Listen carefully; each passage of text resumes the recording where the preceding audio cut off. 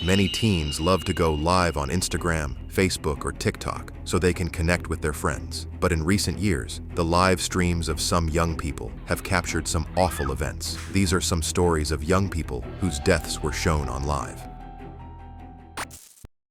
The teen who took her own life on Facebook Live. Teens playing out on social media. The 14-year-old girl in foster care, and tonight her biological mother is blaming the Department of Children and Families for the tragedy. Naika Venant was a 14-year-old girl who just wanted to be loved and accepted. But her short life was full of pain and disappointment, and ultimately led to her taking her own life. And it was an incredibly sad day here at this law office where the girl's biological mother spoke, and her attorney is blaming DCF for not properly placing the child. Now Naika's mother, Gina Alexis, says the fault should be placed on her daughter's foster family. It's a feature we're told Naika Venant used often, Facebook Live. Days before the unthinkable happened, she posted this video, which appeared to show a happy 14-year-old version of herself. What must be going on in the mind of a 14-year-old girl who decides that this is the only way to escape the suffering in her life? There was a lot more going on in this young girl's life than anyone could ever tell just by looking at her smiling face. It all changed Sunday morning with a different post when the teen would live stream her own death. She hanged herself in the bathroom of her Miami Gardens home. I am sick and devastated. On the night of Naika's tragic death, her biological mother, Gina Alexis, says she was awoken to a storm of messages coming in through social media. It was people telling her that she needed to check on her daughter right away because something was horribly wrong. Gina called a foster caseworker but didn't hear back. She then logged into Facebook herself to see if she could find out if what people were telling her was true. It was then that she started receiving screenshots that confirmed what was going on. Naika had tied one end of her headscarf to a shower rod and the other end around her neck in order to kill herself. It was too late to save her. Gina was able to tell by the hair of the girl from the screenshots that it was her daughter. Reports say that the 14-year-old was live on Facebook for 3 hours before her death, but that many people were asleep at the time, as it was late at night. Her biological mother broke down while speaking about her daughter's death. She dreamed of one day being reunited permanently. I have trusted Florida foster care people to care for my baby.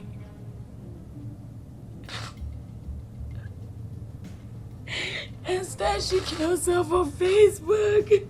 Gina was quick to blame her daughter's death on the foster care system and even hire a lawyer, but there may be more to this story than it seems. She's retained an attorney who blames DCF for ignoring warning signs and failing to properly place Naika, who in recent months had run away, even been Baker acted at one point, exhibiting unruly behavior. The term Baker acted references a law in the state of Florida that allows family members of someone struggling with their mental health to seek treatment for them right away, even having them temporarily put in a facility where they can be kept safe while they are getting the help they need. But clearly, Naika was not getting the help she needed, considering the horrific outcome in this story. These messages show that Florida is not providing appropriate therapeutic services for the children that it takes into custody.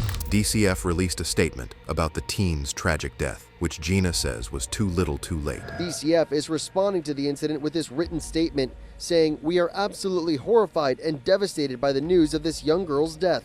We will do everything we can to support this family and all those who cared for her as they begin to heal from this tragedy." She was also considering a lawsuit against the foster care system. And the family has not ruled out a lawsuit against the state down the line, but for right now they say that they are investigating. We have yet to hear from the girl's foster family.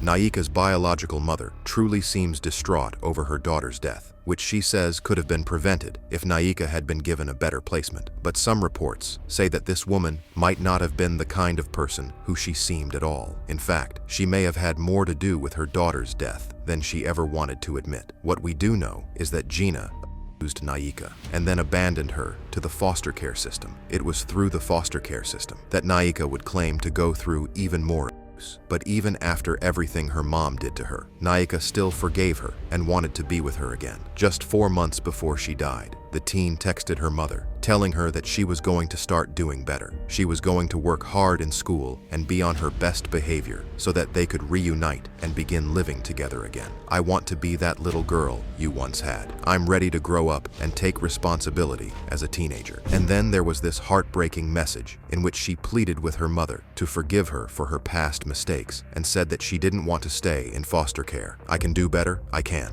Give me another chance. I don't want to be here, trying to stay strong. While it's not clear exactly what words Gina used in response, some reports say that she taunted her teen daughter, who was clearly already hurting. But not only that, she may have even been watching her daughter's live stream. It happened just a few weeks ago, but the Department of Children and Families has been investigating. And they have released a new report revealing the teenager's mother was watching that Facebook live stream. Well, Eric, it's a critical incident rapid response team report. It's 20 pages. It goes into a lot of detail, and it reveals that not only was this teenager's mother watching, but it alleges that she was also contributing, writing comments and adding fuel to the fire. Days after Naika's death, her biological mother fought back tears, sitting beside her attorney as she blasted DCF for not doing enough to prevent her daughter's death. But in DCF's new report into Naika's death, investigators allege her mother was actually watching that disturbing broadcast for 2 hours. And what the report says that Gina wrote to her daughter is so cruel that it could make anyone's heart break. Hashtag ADHD games played, you sad little DCF custody expletive. That's why you where you at for this dumb expletive and more. You keep crying wolf, you dead, you will get buried, life goes on. After an expletive that doesn't listen to their parents, trying to be grown, seeking boys and girls' attention instead of her books. It's hard to believe that any mother would speak this way to their 14-year-old daughter, but just wait, because it gets even worse. The report details several years of neglect and abuse, with Naika constantly being moved in and out of foster care. It also says, quote, in the days leading up to Naika's suicide, the teen expressed sadness to both her case manager, blank, over the fact that her mother told her that she didn't want her back and that Naika was going to age out of the foster care system. It was not revealed at the time of that report where Gina was going to be facing any charges for her participation in the bullying of Naika in the final hours of her life. But it doesn't appear that any have been filed. Gina isn't happy that she has been painted a villain in the story about her daughter's death. She sat down for an interview in hopes of clearing her name. The homicide detective came, and then it's when it just started rolling like it was real, that my baby was gone.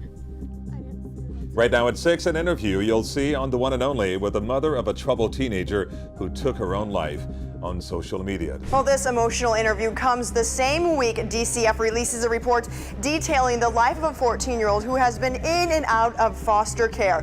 Her mother, though, she says she blames the system. She was like, something is wrong with Naika. You need to contact DCF. Gina is standing by her initial story that she wasn't watching the live stream during all that time and that she only found out about what her daughter had done after someone sent her a picture. I see a screenshot of my daughter that's hanging, and it's showing that it's live with about 600 viewers.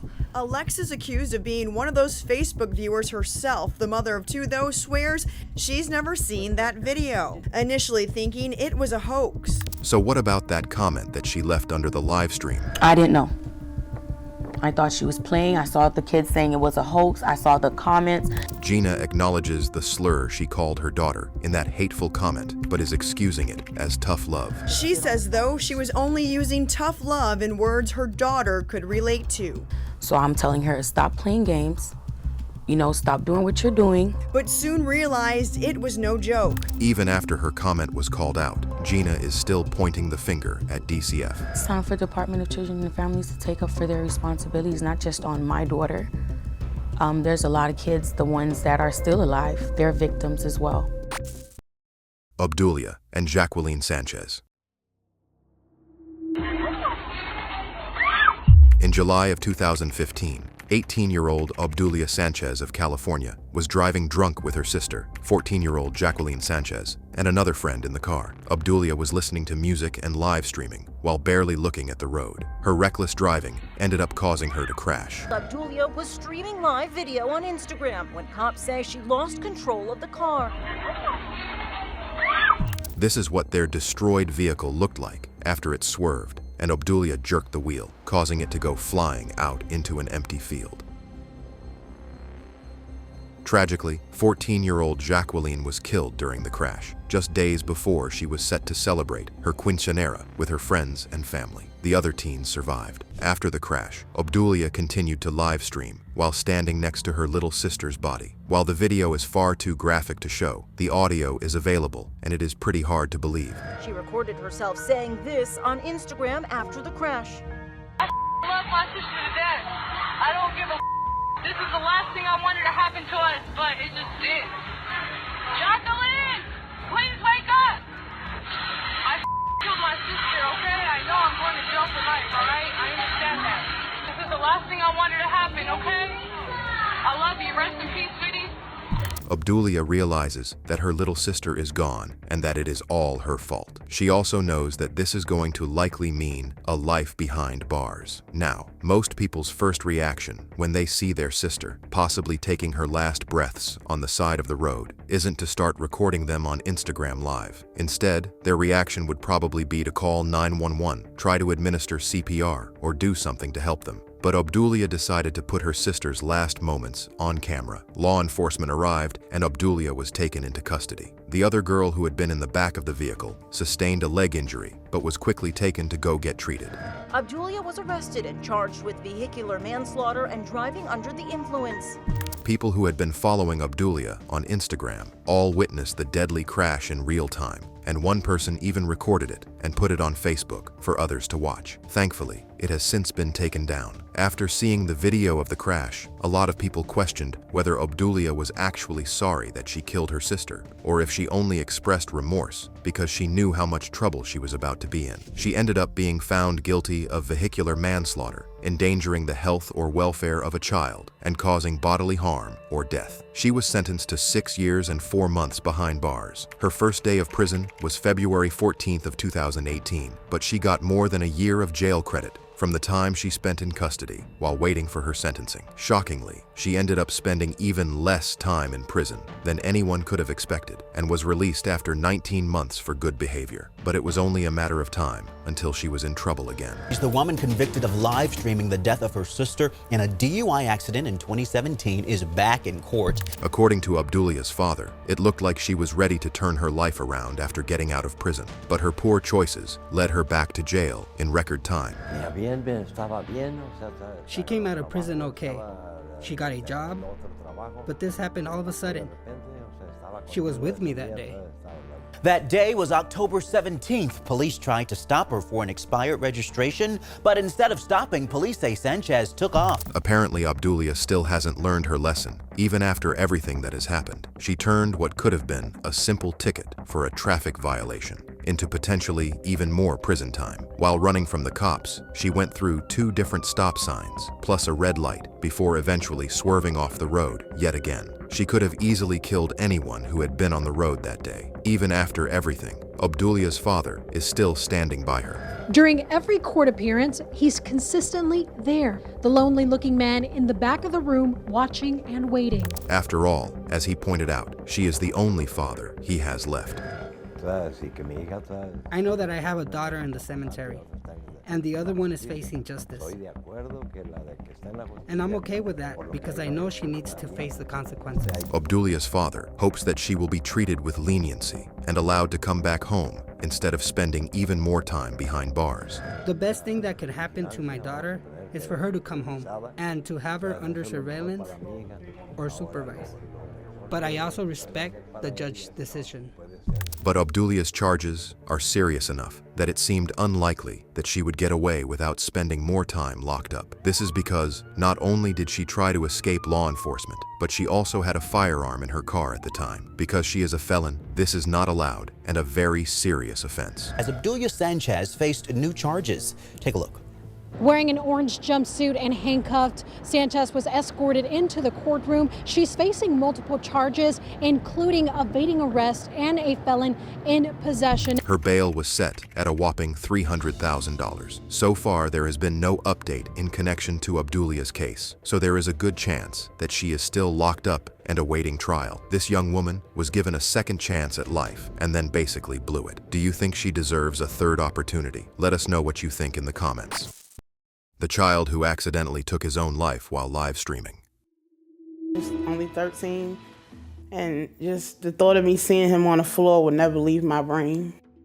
But first, new at 5, a heartbreaking story you'll see only on 11 Alive. A mother in disbelief tonight, mourning the loss of her teenage son.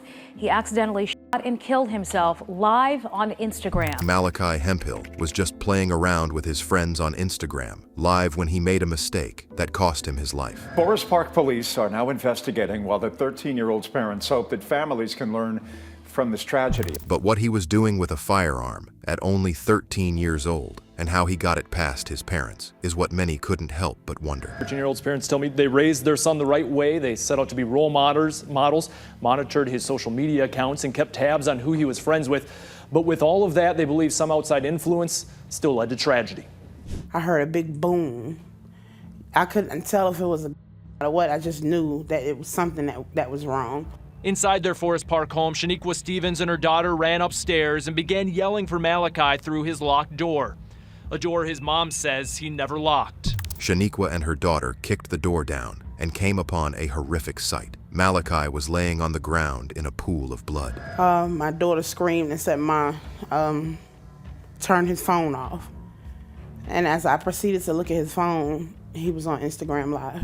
Malachi's parents didn't know that he had a firearm. They later discovered that he had gotten it from a friend in exchange for a phone. That friend had stolen the weapon from someone else. Other children were watching the live video during the tragic incident. They later brought trinkets and gifts and set them outside of Malachi's house in his memory. The lesson that Shaniqua wants other parents out there to learn is that they should always look at their children's phones and social media closely, because a tragedy like this could happen to anyone. Thanks for watching, and don't forget to like and subscribe for more. Which case did you think was the scariest?